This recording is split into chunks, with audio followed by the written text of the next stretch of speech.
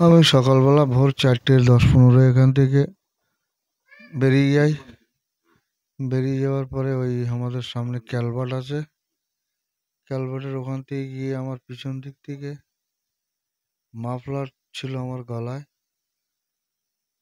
দুজন হোক একজন হোক ওটা দেখতে পাইনি আমি, আমাকে পুরো টেনে নিয়ে গলায় ফাঁস লেগে যাওয়ার মতন তারপরে ফেলে দিল। ফেলে দেওয়ার পরে মুখে চোখে বালি দিয়ে দিল।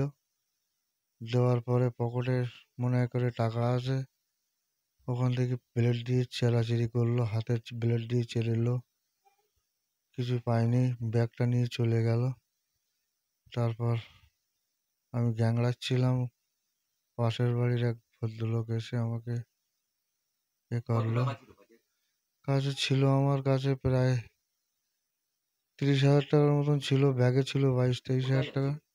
আমি কলকাতা হাওড়ায় মার্কেটে মাছ কিনি,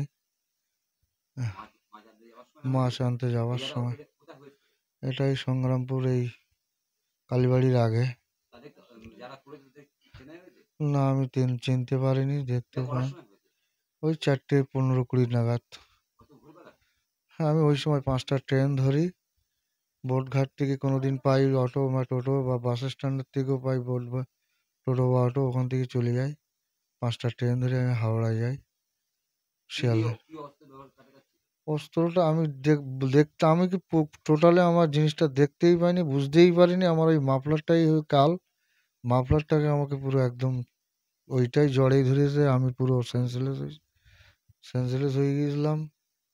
তারপর কি করলো না করলো, পিছনের টাকাটা নিতে পারিনি, ও টাকাটা আমার পিছনে। হ্যাঁ, আমি চাইছি এইসব দুষ্কৃতীদের কিছু ধরা হোক। এইভাবে দিনের পর দিন আমাকে করেছে, আর একজনকে তো করতে পারে। হ্যাঁ, হ্যাঁ, থানায় অভিযোগ করেছিলাম, আবার গেছে। পুলিশ বললো চেষ্টা করছি, দেখছি।